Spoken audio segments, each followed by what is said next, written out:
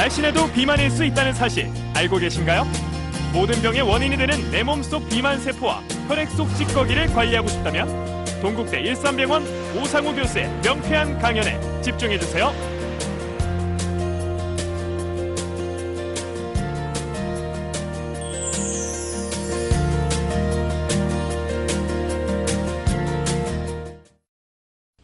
틀려도 좋아요. 한번 대략 찍어보세요. 틀려도 좋아요. 70? 60? 80? 92%. 그러니까 불과 8%가 다른데 우리하고 쥐하고 이렇게 차이가 나는 거예요. 자, 그러면은 아까 원숭이 하나 보여줬죠? 원숭이하고 사람하고 얼마나 차이가 나는 거예요? 얼마나 같아요? 99%가 같아요. 98, 99%.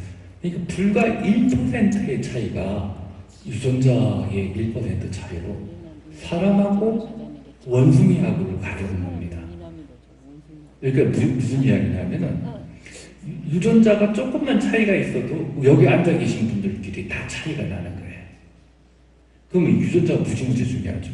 내가 갖고 있는 유전자 요거 하나 갖고 있으면 내 팔자는 암에 걸릴 팔자다. 그 다음에 이게 없으면은 내가 암에 안 걸릴 팔자다. 이렇게 돼버리는 거죠. 자, 그런데 유전자가 이렇게 중요하구나. 뭐 여러분들은 인식을 이제 다 공감하실 거예요. 굉장히 중요하다는 거 이제 공감하시죠?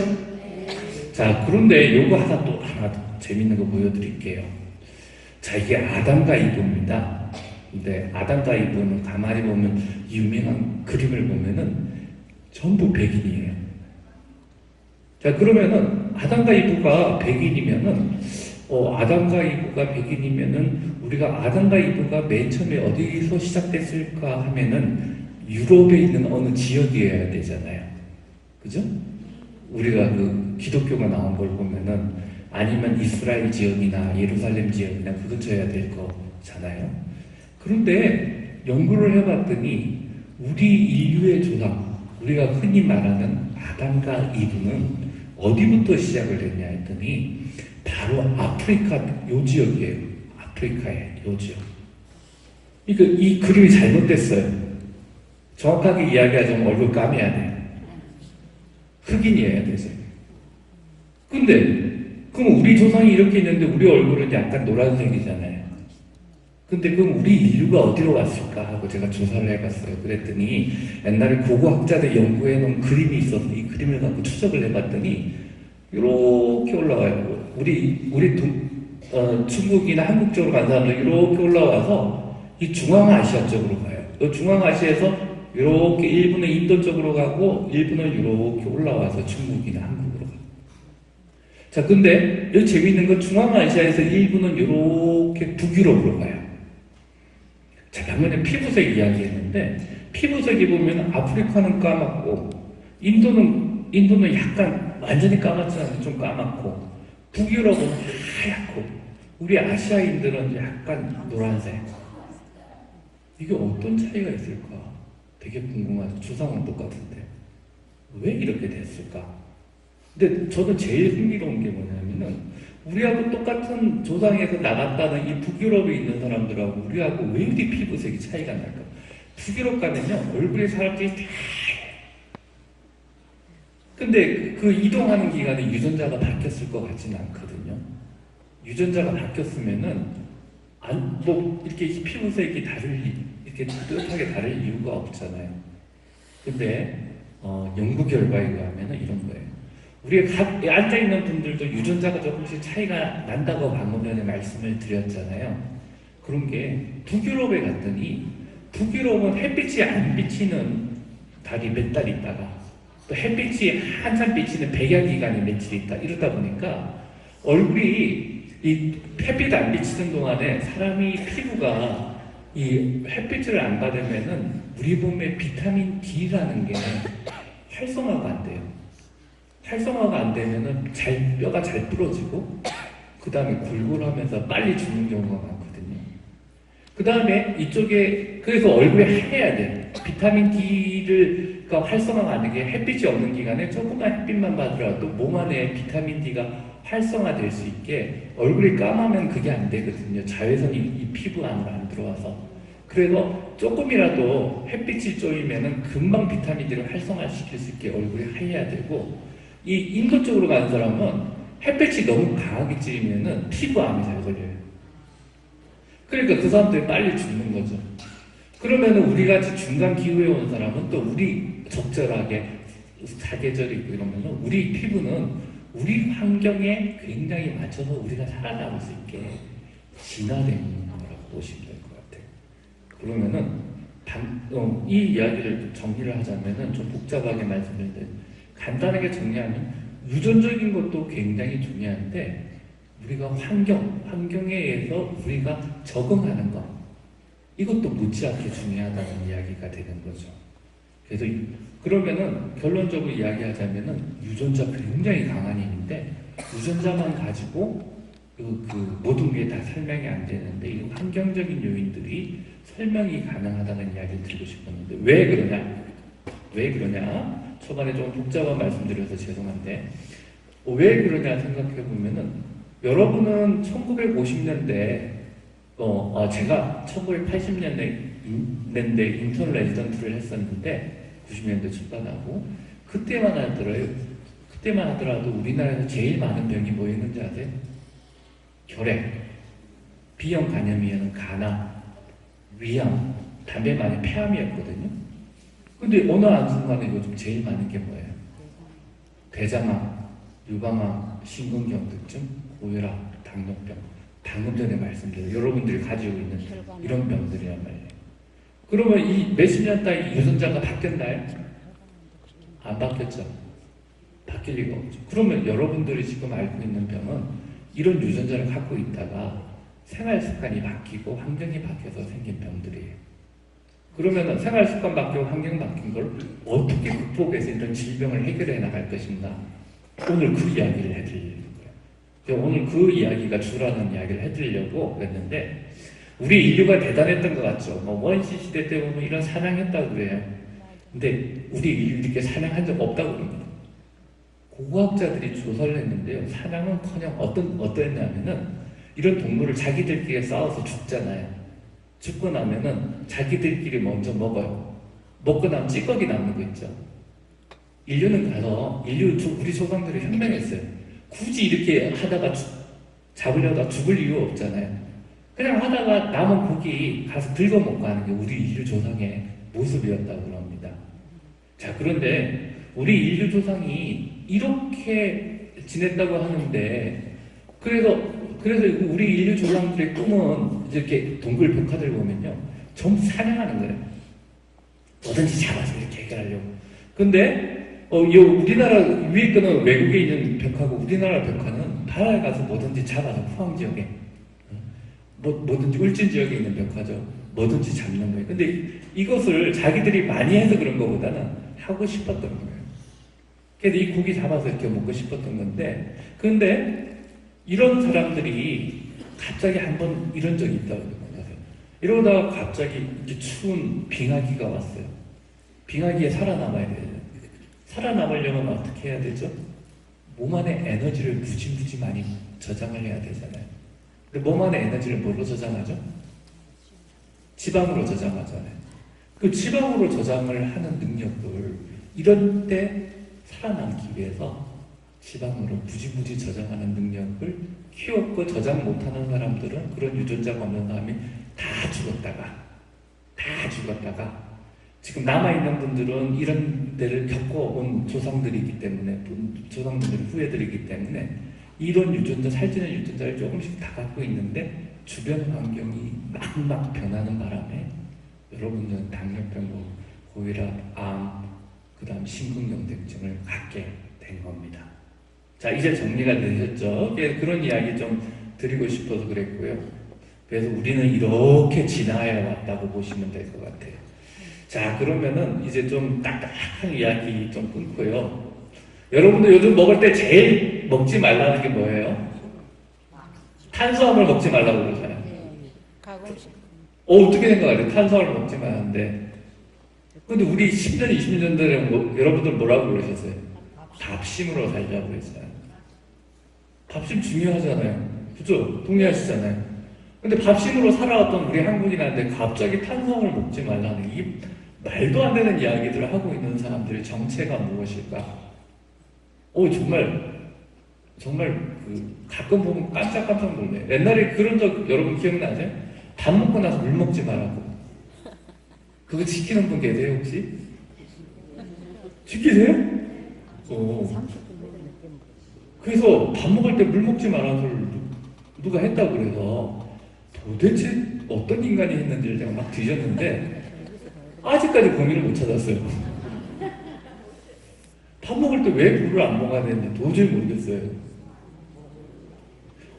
그래서 그런 이야기 하는 사람의 정체가 무엇이냐 했더니 밥 먹으면서 물 먹으면 소화 효소가 희석이 돼서 소화가 안 된다고 이야기를 했다면서요. 제가 심플하게 간단하게 말씀드리면 시뻘건 거짓말입니다.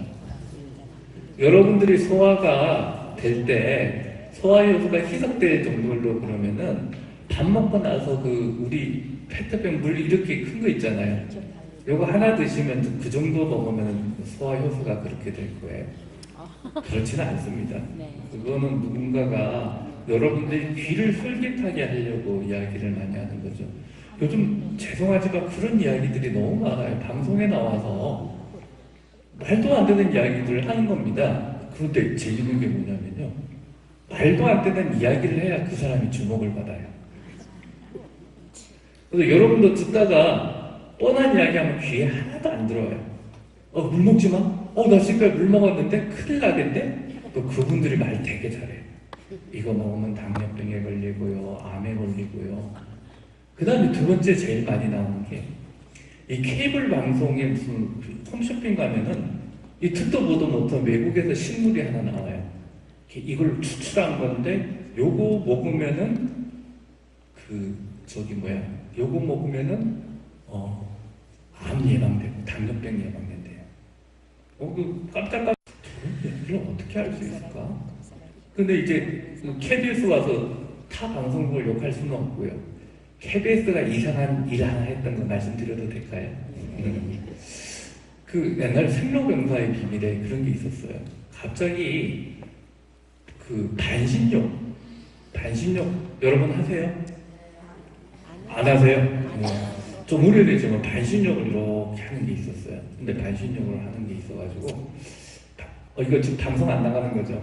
네, 방송 안 나가는 이런 얘기 하시고 반신욕을 이렇게 한다고 그랬는데 갑자기 제가 일본에 갔다가 한국에 오늘 아침에 출근한 일본에 노인병원을 들려서 어떻게 하냐 보고 왔는데 한국에 딱 도착했는데 아침에 출근을 했는데 우리 간호사가 저보고 뭐라 하냐면은 교수님 반신욕 해보세요 그러더라고요. 왜? 그랬더니 머리 까매진대요. 귀가 솔깃해지고 머리 까매져? 이거 제가 30대부터 이랬거든요. 그래서 정말? 그랬더니 생로병사의 비밀에 나왔대요. 그래? 하고 생로병사의 비밀에 딱 들어가서 봤어요. 그랬더니 머리 까매지는 거는 제 전공은 아닌데 그때 반신욕을 하면 살이 빠진다는 거예요. 살 빠지는 거는 내 전공인데 이거 왜 그래? 했더니 그래서 임상 실험을 했더라고요. 임상 실험을 3명인가 5명은 반신욕을 하고 3명인가 5명은 반신욕을 안 시키고 그래서 나중에 누가 몸무게가 빠졌나 하고 이걸 본 거예요. 근데 방송에 나와서 뭐라고 하냐면은 아나운서의 멘트가 두 그룹 다 살은 안 빠졌다. 그러나 놀라운 변화는 있었다. 놀라운 변화는 반신욕을 한 쪽이 체지방이 빠졌다는 거예요. 그러니까 반신욕 열중에 머리 까매지는 열중에 반신욕이 머리 까매진다고 그러는데 거기다 체중까지 빠진다니까 전국에 반신욕 열중이 그렇죠. 분명히 여기 계신 분들 몇 분은 또 반신욕 그거 샀을 거예요. 근데 저거 보고 있는 동안 저는 갑자기 이렇게 머리를 잡으면서 이거 말도 안 되는 이야기다. 왜냐하면요. 체지방이 이렇게 올라가서 체지방을 재면은 여러분 체지방이 재보셨죠? 그건 몸 안에 전기를 흘리는 거예요. 아주 작은 전기를 흘리는데 전기는 물에서 잘 흐르고 지방이 많으면 안 흘러요. 그 원리를 이용했는데 탈수를 쫙 땀을 쭉 빼고 올라가면 그 기계가 엉터리 값을 줘요. 그러니까 사실은 빠질 리가 없는데 잘못된 값을 측정한 것 같고 그렇게 했대요. 그래서 이거 화가 나서 내가 생로병사의 비밀에 그 MC도 했었거든요. 그 이후에. 근데 그때도 이렇게 신뢰성 있는 방송 이러면 안 되죠 하고 이야기했더니 KBS 담당 책임 PD께서 저 그 당시 뭐냐면은 우리가 이거 진짜 고민을 많이 했는데 이게 요즘 유행하고 있어가지고 한번 다뤄봤는데 다시는 안 다루시겠대요. 그리고 또 그때 되게 힘들었대요. 왜 그러냐면은 생로의 병사의 비밀이 폐지될 뻔했대요. 왜냐하면은 MBC에서 대장금 있잖아요. 그걸 동시간대 방영을 하니까 그 프로가 너무 인기가 있으니까. 그러니까 이 방송 하나가 가져다 주는 힘을 그때 제가 알았거든요. 근데 그 뒤에 그 KBS는 그래서 이후에 방송들이 굉장히 더 좋아졌죠. 생로병사도 굉장히 믿을만한 내용만 잘 다루고 아침 방송도 그렇고 다 좋은 거예요. 저는 KBS 뭐 해달라고 그러고 출연 요청이 오면 무조건 갑니다. 너무 제대로 하고 있기 때문에. 근데 요즘 와서는 정말 좀 걱정이 되는 게 좀 많은 게 KBS도 옛날에 그랬지만 요즘 또 그런 거 많아요. 갑자기 몇 년, 10년 전인가 갑자기 브로콜리가 좋다고 막 엄청나게 나왔어요. 근데 브로콜리가 방송에 어떤 선생님이 한 번 나와서 브로콜리가 좋다고 그랬는데 틀린 건 아닙니다. 근데 그분이 좀 몰랐던 게 있는데 그분이 이 공부를 많이 안 하신 분인지 거기에 실내 내용이 많고 이게 항암 효과가 있고 그러는데 솔직히 말씀을 드리면은 우리 주변에 있는 우리 한국에 나는 농산물에 다 있는 성분이에요. 파하고 양파하고 이런 거 다 있는 성분이에요. 근데 국민들한테는 그 방송에 한번 하니까 전국에 브로콜리가 돈이 난 거예요. 근데 제가 아니라는 이야기를 못해요. 왜냐하면 우리 농민들이 다 그거 심었잖아요. 그것 때문에 수요가 느니까. 그러니까 이렇게 함부로 이야기를 못하는. 근데 우리가 제대로 알고 제대로 알려고 그러면은 사실 우리 농산물이나 여러분이 먹는 음식 속에 팁에 나와서 뭐가 많고 이건 비타민 B가 많고요. 뭐 이거 여러분 먹는 음식 속에 다 있습니다. 근데 그 음식 중에 어떤 걸 어떻게 골고루 먹어야 먹느냐 하는 문제인데 우리 또 탄수화물로 한번 돌아갑시다. 탄수화물을 먹으면 살찐다고 그래. 여러분 공감하십니까? 망설이시네요. 자, 그럼 탄수화물 먹고 살찐다고 이야기하면은 이 어르신 한번 봐보세요. 댓글을 한번 보셨죠? 이 어르신 살 엄청 쪄야 되거든요? 어떻게 생각하세요? 여러분 이게 남의 일이 아닙니다. 여기 60대, 70대 어르신 계시고 어렸을 때 밖으로 일했어요. 네, 맞아요. 공감하시죠? 그때 살 찌셨어요? 여기 저거는 사기인데요. 노동축이 이만했어요. 옆으로 이만했어요. 밥이 옛날에 이만했죠. 우리 아버지 같은 이만했어요. 그렇죠. 기억나시나 보다. 그 다음에 여기 어르신, 키 작은 어르신들 보면은 이분들이 이분 다 양반댁인데 요 밖으로 다 한번 봐보세요. 여기 우리 평민들 밖으로 보면은 사실은 탄수화물이 살을 찌게 하는 원리가 있습니다. 근데 그게 잘못 해석돼서 굉장히 요즘 많은 문제를 일으키는 것 같아요. 그 이야기를. 그래서 우리가 유행하는 이야기하는 걸 굳이 그대로 받아들이지 않았으면 좋겠다는 이야기를 먼저 드리면서 이야기를 좀 시작을 해보고 싶고요. 여기 지금 밥그릇인데 1960년대, 40년대인가 40년대 밥그릇하고 2013년 밥그릇하고 이렇게 많이 줄었죠. 여러분도 모르는 사이에 확 줄어든 거예요. 모르고 계셨죠? 그래서 탄수화물이 무조건 나쁜 건 아니다 하는 이야기는 뒤에 좀 드릴 거고요. 그 다음에 우리 이거 조금 옛날 이야기 좀 해봅시다.